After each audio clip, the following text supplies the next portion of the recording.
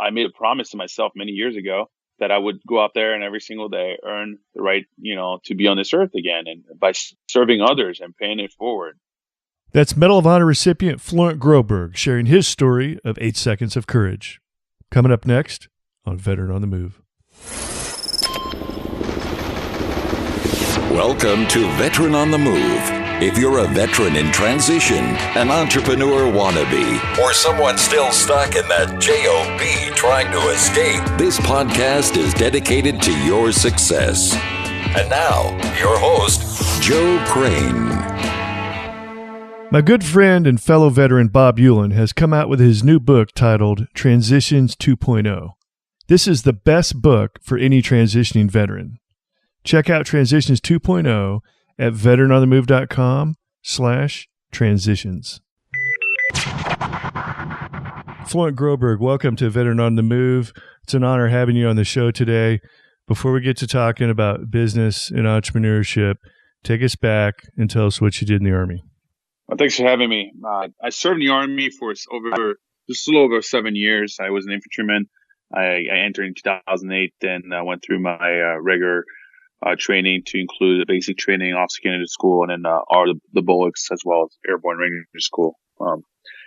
I deployed to Afghanistan twice. The first time in 2009, 2010 to the eastern province of Kunar, where I was at the Hanukkah Miracle and leading Dagger 4 platoon out of 212 infantry units based out of Fort Carson, 405D. Following that tour, I came back, became an XO, then was selected to run the security team for at the time Brigade Commander Colonel Mingus, and we redeployed to the same area of Afghanistan in 2012, where I served as his personal security detail officer. I had a team of 6 to include myself, and for the course of 6 months, all we did was just plan his air movements and protect him on the ground, coordinate with different receiving units to make sure that if we left the wire, that he had 12 to 15 escorts, and then just protected him. But unfortunately, on August 8, 2012, while going to the provincial governor's security meeting in Eastern Afghanistan, the Kunar province, with Governor Wahidi, our unit, as we were walking outside of Kop Bayaz towards the security compound, which is about 1,100 meter movement, we were targeted and attacked by 2 suicide bombers.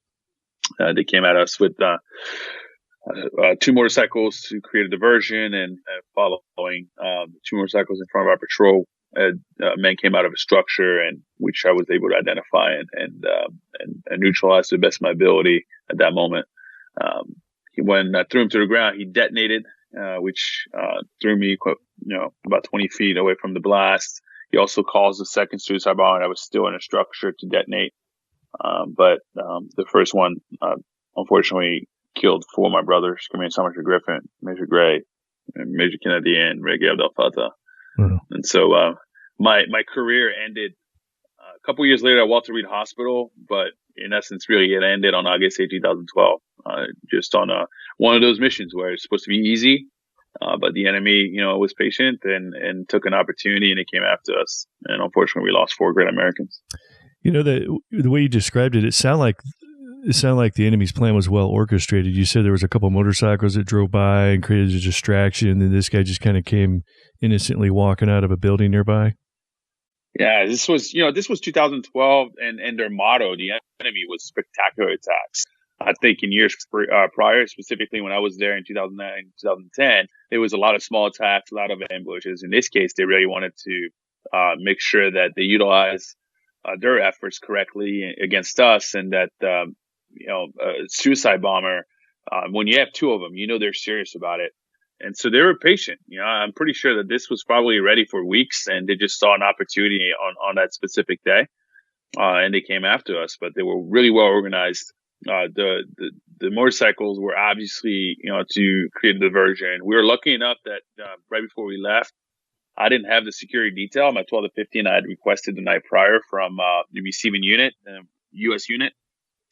But I got to take a couple of the Afghan National Army. I took almost 10 of them, and I put them at the front of my patrol. And it was an ANA soldier that raised his rifle and caused the motorcycles not to get any closer.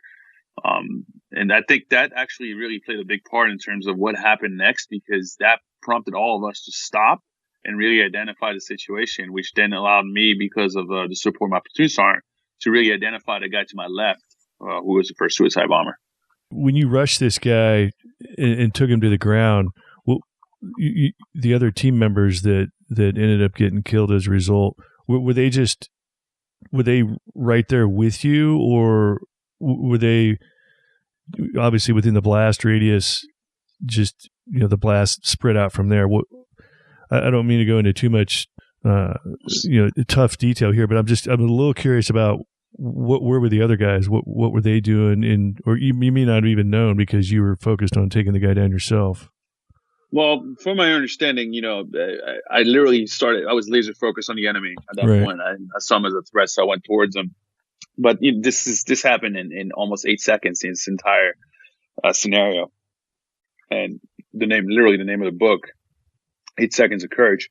But I ran towards him and, yelled at him, hit him, grabbed him, threw him. And Sergeant Mahoney, my RTO, followed me as I was doing so.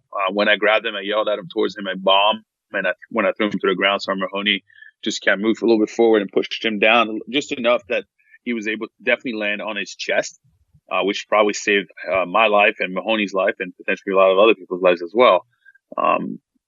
Command Sergeant Major and Major Kennedy and Enrique Abdel Fattah, who was State Department, they were almost 20, 30 feet away from the blast. Mm-hmm. And when the man detonated, it's just luck of the draw almost, It's just where ball bearings are going to go. And unfortunately, they went towards that direction.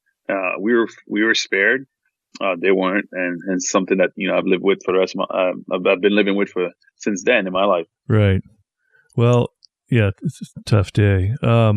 Well, thank you for sharing that. I know it's tough talking about it, and so you also wrote a book about it. But we're going to talk about the book a little later. 8 Seconds of Courage. What I'd like to hear from you.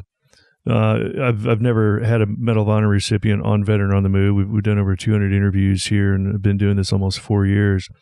What we do talk about a lot is transition, and have had a lot of wounded warriors and heroic individuals on the show before.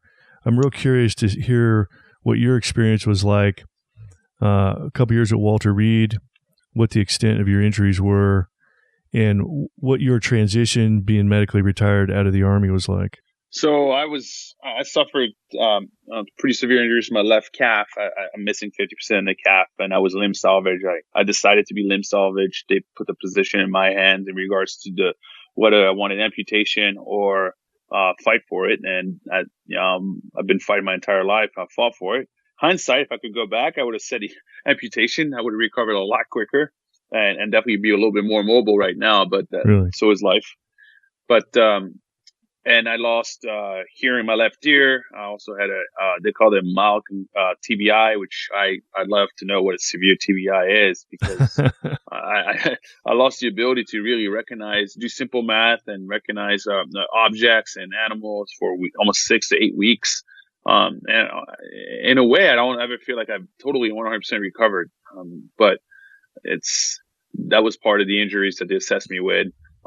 As we speak, I'm having some really weird issues now with my back, and I'm hoping that that's just because I'm terrible at CrossFit, instead of anything that's been dwelling since that specific attack. But I was in a bad spot for many months. I was in the hospital. I suffered from survivor's guilt. I didn't know why I was spared while 4 incredible Americans, family men, and well-respected individuals in the community, didn't make it. And so this was a big struggle for me in the hospital. And really, when you add in Dilaudid, oxys, ketamine, morphine, and IV Benadryl when I to go to sleep, those fed my demons at night and really put in some bad thoughts. But so for 4 months of my life, I was really struggling. Even though I was able to hide it to an extent on the outside, really on the inside, it was my own little internal war. Definitely a lot tougher than anything I've ever faced overseas. But I had the right support system, specifically from Travis Mills, who's a quadruple amputee, an incredible American who really, showed me the light in essence by being out there and talking to me and making me realize that I had a responsibility. And he sort of gave me another mission in life, which was to honor my brothers and their families. And so that really was a part of my transition, specifically on the mental side, where I was able to, really get myself out of this dark hole and go out there and get and serve another mission, a life mission.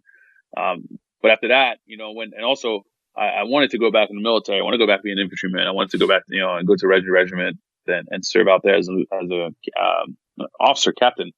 But the doctors quickly shut that down when they told me my injuries were pretty severe enough that I wouldn't be able to go back as an infantryman. And so it was all about transition, and it was hard at first because I didn't know what my next passion would be. I knew my passion was to serve in the military, put on a uniform, right, humping up and down mountains, lead men in combat, and be led by men in combat. And so here I was in this new world, and I decided that there's one thing for sure that I need to go back and do, which is continue and to further my education. Can't ever hurt. I've been a big advocate to all my soldiers and my peers that education is a way to success, and so I always expected my soldiers to go out there and utilize a tuition assistant while they're in the service, but when they transition to really go back to school, if they went and work, maybe do night school. So I went back to school at University of Maryland, University College, to get my master's in management with specialization in intelligence policies, and then I found myself a mentor. I realized I didn't know anything about anything. So I wanted to find someone that had somewhat of a similar background who was successful in the civilian world to kind of guide me, mentor me, and lead me into finding out what I could be doing next. Yeah. Lots of trial and error, but I was lucky. I compared to my peers and anybody else that's currently active duty in our military, I was injured. So literally all I had was time on my hand. And being injured also allows us to go out there and do internships about 20 hours a week. So I was able, and luckily, and I said luckily, I was able to actually, go through a trial and error period where I did an intern for an IT company, didn't like it at all. Did an intern for another a weapons manufacturer, which I thought would be awesome, but turned out to be completely different than what I expected. So I didn't like it at all. And then I ended up in the government, working for one of the agencies, and I loved it. And so, but I realized for me to get there and succeed was I needed to find a mentor. I needed to find an organization that was willing to listen to me and really put together, help me rewrite my resume, speak that resume, understand that resume. But most importantly, they helped me network. So I could have conversation and talk to individuals with similar backgrounds or completely different backgrounds and really find myself in somewhere where I could have an opportunity to learn something new and potentially find the next passion, which I did. Wow, that's awesome. How did you go about finding a mentor? Did you just ask around and randomly get a hold of somebody? Because we've talked about American Corporate Partners on the show in the past. It's actually an organization that's set up to actually help veterans find mentors in the civilian sector. How did you find yours? Yeah, I know about the American Corporate Center a little bit. Still out there. No, I was at Walter Reed and we have a lot of support out there, and I was part of it with the SOCOM coalition, and I asked Rory, I said, Rory, man, and what can I do, to really set myself up for success? He's like, you got to go talk to Jared Shepard. Yeah, he got this nonprofit called Warriors Ethos, and they would love to have a conversation with you based on your background and what you want to do. And so I went to talk to Jared, and at first I was like, I don't know if this is for me. And Jared just never quit on me. And about 5 months later, we were on the phone again. I said, I'll talk to you. And he, former NCO sniper that turned signal, he started his own business, and now he's got over 150 employees in his company, and he's a big defense contractor. He just, and he worked his entire life. He made it. He's a workhorse. I consider myself a workhorse. And so, it was exactly what I needed in terms of a mentor. I wanted someone that, similar characteristics and personality traits, but also a killer when it comes out to making something of himself. And so I knew I had a lot to learn from him. Mm-hmm. And even though he's asked me since then to come work for him, I told him I can't do it, man, because we butt heads too much. We're too much alike. But it was just about, really finding someone I connected with and asking people. That's the way you do it. You kind of go around and ask people.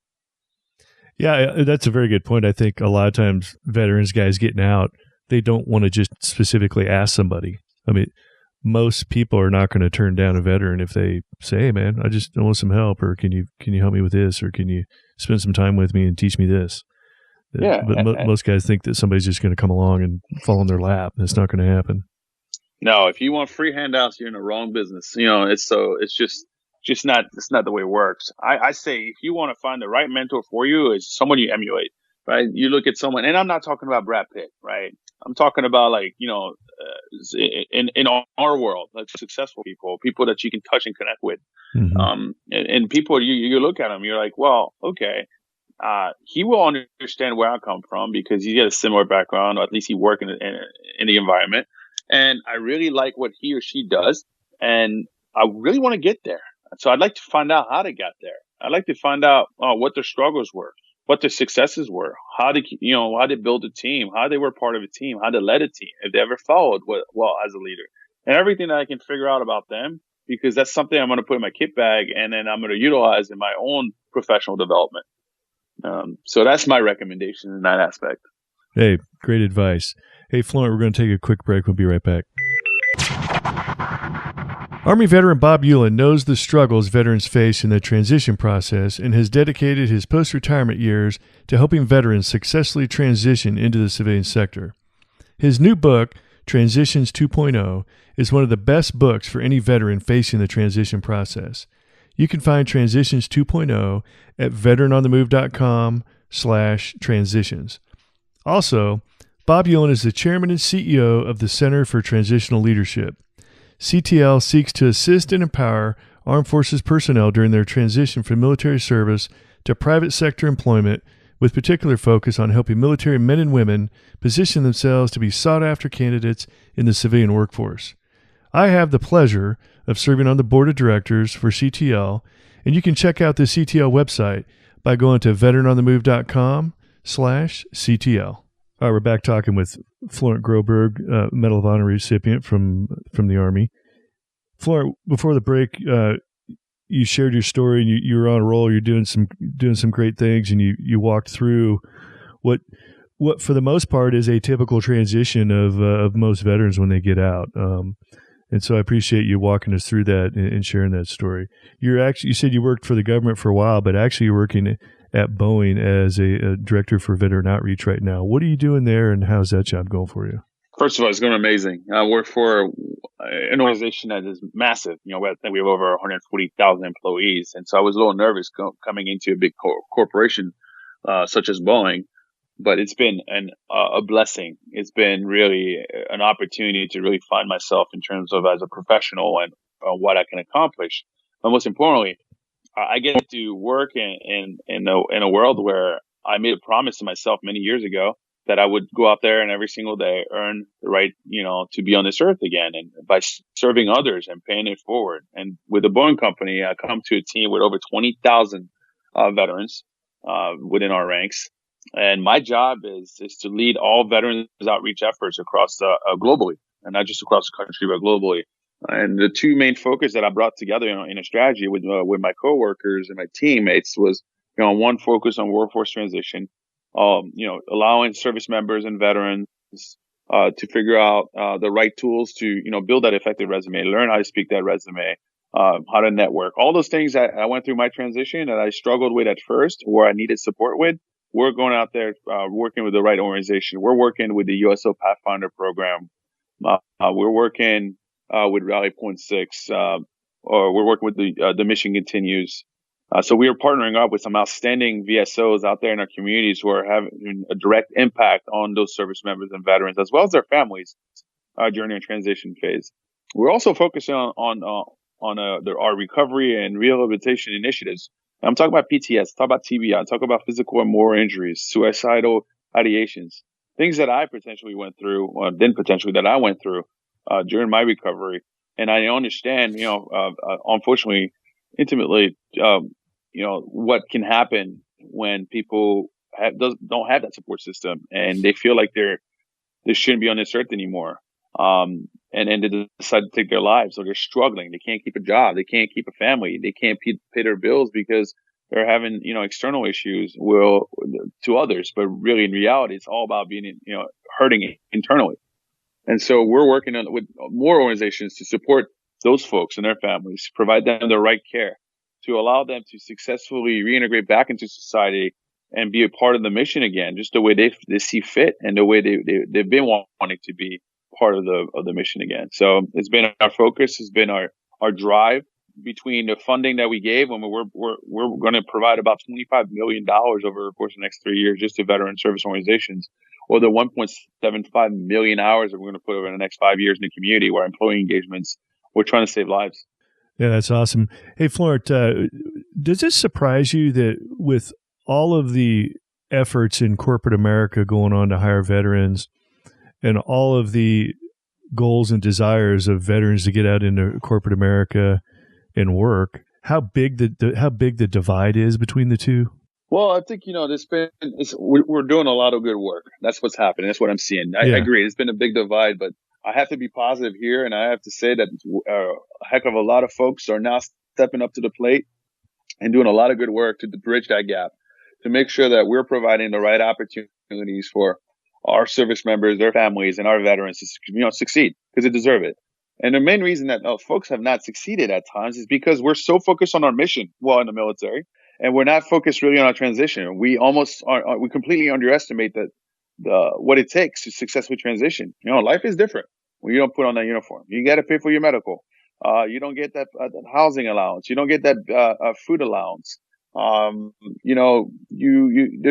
your job is not as secure as it was in the military. It's pretty hard to get kicked out of the military. You really got to screw up. And so in the real world is a completely different animal where people, just see you as another civilian. And so, we have to teach them how to successfully transition. We also have to teach corporate America how to bring in veterans and provide and allow them to succeed within their companies. And that means potentially set up mentor programs or reintegration programs or whatever you want to call it. But we're working it. Between our partnership with the USO Pathfinder program, which is doing an incredible job at 25 different military installations in terms of supporting veterans while they're still in the service, 18 months prior to transitioning, where they do a lot of the things we talked about, from the resume to the mentorship to the networking to the transition summits to the George W. Bush summit, where we bring in some of our top nonprofit organizations and top organizations, corporate American organizations and as well as educational partners who are doing some great things in the community. Well, that's awesome. So, hey, Florent, I do want to compliment you. You're representing the medal well. You're doing honorable things, and so good on you for doing that. It does come as you said, it does come, or maybe it was Travis Mills. It does come with a big responsibility, and you're doing good with that from everything I've seen. So once again, good on you. I actually saw you were on David Letterman one time, weren't you? Stephen Colbert. Okay, Stephen Colbert. And he pointed out the fact that you actually grew up in France. So, and then eventually you rescinded your citizenship in France to go into the U.S. Army. And so he asked you to say something to your French folks, and you went on this. You eloquently, even though I don't speak French, you eloquently said hello to the people from France. It was just a really moving moment, when he had you do that. And of course, you said everything else great, when you're on the show, and it's got to be nerve-wracking when here you are in an Army uniform, and now you're on some late night talk show, and you're like, oh man. So you've done a great job with it. I don't know what kind of coaching or help you had along the way, but phenomenal job. So I appreciate that. Yeah. I just want to make sure you know that. So let's talk about your book. We've had actually kind of on a string of military authors in the last few weeks, and I want to hear about your book. And what point in your head did you think, maybe I ought to write a book about this? So I had a co-writer, and really there was three of us writing this book because my fiance Carson Zarin played a major role into it. But co-writer Tom Saleo called me, emailed me, and then came to visit Carson and I, and trying to convince us to write this book. And I was really skeptical at first, and then I realized this could be a really awesome opportunity to highlight the four friends that I lost over there: Griffin, Gray, Kennedy, and Reggae. And then also, as we started writing this book, it was a lot of stuff about immigration were happening in our country. And I'm an immigrant. I didn't speak English. I was 12 years old. And so I thought that it would be a great opportunity to kind of just tell a little bit of a story of a kid that came from, nowhere in Paris, just outside Paris, France, who, being able to, call President Obama a friend. So it's crazy, right? Because the opportunities are provided in this country, if you take advantage of them, right, and if you work hard. But then lastly, it was also very therapeutic. Putting things on paper is a lot different than talking about it at times. And so for me, I was really able to express my feelings in this book in regards to, my time in the service, not just on August 8, 2012, but really that first deployment as well. All the men and women that I served with who played an integral part in my success, or all the folks that really helped me when I was in the hospital and I was struggling. And there's also some fun stuff, some memories that, I forgot about, meeting the Corn band in Launchstool Hospital, when I thought I was hallucinating, seeing Jonathan Davis, but I wasn't. He was actually there on a USO tour. To, the experiences I had in Afghanistan when I'm trying to take a piss outside and I'm being shot at by a sniper, which, I'm not going to get into too much details, or fall into a creek where I thought it was a creek, but it really wasn't a creek. It was more of like a puddle of number two. So, I kind of put in those stories in the book and talking about it and hopefully highlighting the fact that, how honorable our profession is. But most importantly, like what a blessing and an honor it is to wear the uniform and serve with our nation's finest. Wow, that's incredible. So, talk through the mechanics a little bit of writing the book. You had a co-author, and you mentioned your fiance was a big integral part, probably reminding you of various things and stories you've told over the years. With a co-author, did he basically just interview you with a tape recorder and then he runs off and writes the book for you? Or would you feed him a few paragraphs here and there that you'd written yourself and then he fills in the gaps? How does that work? So it started with the interview piece. He would write it. And then that was a nightmare, because it's not my voice anymore. And it doesn't, he was trying the best that he could to really transfer over what I was saying onto paper. And so what happened next is that Carson would help rewrite a lot of what he wrote as well, just to get him my voice. And then I started writing it. And we went with, I just wrote it. And then we talked about it. And then he would rewrite it in a specific way that made more sense. And then Carson would do the final edits on it. So when you would dictate or do a recorded conversation with him and he would go off and write down what you wrote or what you said, when you read it, you immediately felt like this isn't me talking. Right. Sometimes. Interesting. Yeah. Sometimes, which is why it's so important. If you really want to write a book, write it, be part of it. At least write the first draft. And it's so much easier because you can, it's incredible as you just go into it. Like, you start typing and about the memories and you just type the memories the way you remember it. Mm-hmm. And what he did was a really, really, really good job of editing the pieces and kind of rewriting it in my voice at times. And I would go back through it line by line and Carson, she just knows me better than anybody else in the world. So she's heard the stories 1,000 times. She met the people I'm talking about in the book. So she was able to really coordinate that and help me with it. And so it went much better if you would write it down in your words, even though it might not be publishable type writing. It still worked out better if you wrote it yourself, and then he would go through and clean it up for you. And then when he did that, you were comfortable with it. 100%. Interesting. Yeah, that was the best way to do it. It took us a couple of months to get there, to figure out what's the best way to do it. And it worked. We just. I wrote for the last 3 chapters, completely wrote them, and then he went through it.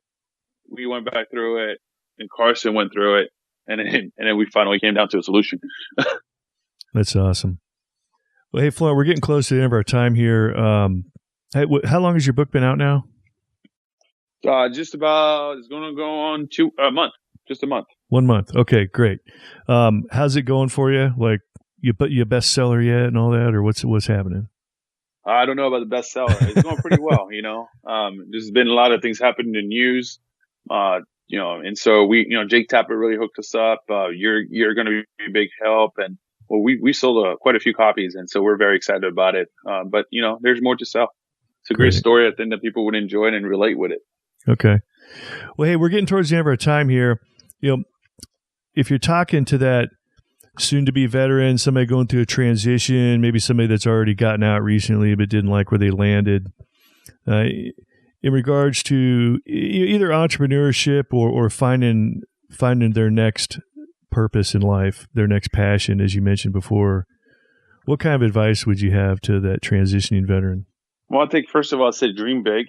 Don't put anything off because you don't think you can make it. I worked for the biggest aerospace company in the world, and I never, for one time in my life, ever wanted to work with anywhere near airplanes.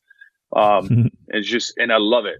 You'll be very surprised at the passion, what your next passion could be. Just because you never thought about it doesn't mean that's not going to be your passion. So network with people, call with people, definitely start yourself a LinkedIn profile if you don't have one, and start, figuring out, who you should be talking to next. There's some great research. You get a 1 year of free LinkedIn premium when you go with LinkedIn. You sign up with LinkedIn because you're a service member or you're a veteran. And then you can connect with people there and really figure out could I work for Microsoft? Could I work for Facebook? Of course you could, even if you're an infantryman.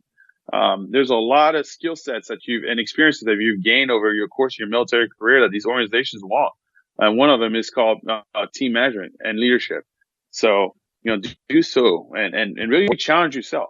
Go out there and reach out to people you never thought you don't think will ever answer you. Or that you or check out opportunities you never thought you could ever potentially work in, and go out there and challenge yourself, and you'll be very surprised that the opportunities will be presented to you. Well said, Florent. Well, hey, thank you for sharing your story and actually telling the story that actually made you famous, and talking through all the good, the bad, and ugly that went along with it. I really appreciate you doing that, and also thanks for being an inspiration to other veterans and everybody that's familiar with your story. Like I said, you're carrying it well. You're representing well. So keep up the good work. We look forward to seeing your success in the future. Perfect. Thank you so much. Take care. Roger that. Hey, these two veterans are Oscar Mike. As you can tell from listening to the Veteran on the Move podcast, interviews are a great way to tell your story and spread the word about your business. If you would like to get booked as a podcast guest, I recommend Interview Valet. You can check out Interview Valet at veteranonthemove.com/valet. Be sure to check out Thrive15.com, the world's premier online education platform that helps entrepreneurs, aspiring entrepreneurs, and intrapreneurs learn how to start or grow a successful business. Start your free 30-day membership by going to Thrive15.com and use the promo code VETERAN. Thank you for listening to Veteran on the Move, your pathfinder to freedom. If you like the show, leave us a review on iTunes. Reviews are always greatly appreciated. So until next time, this veteran is Oscar Mike.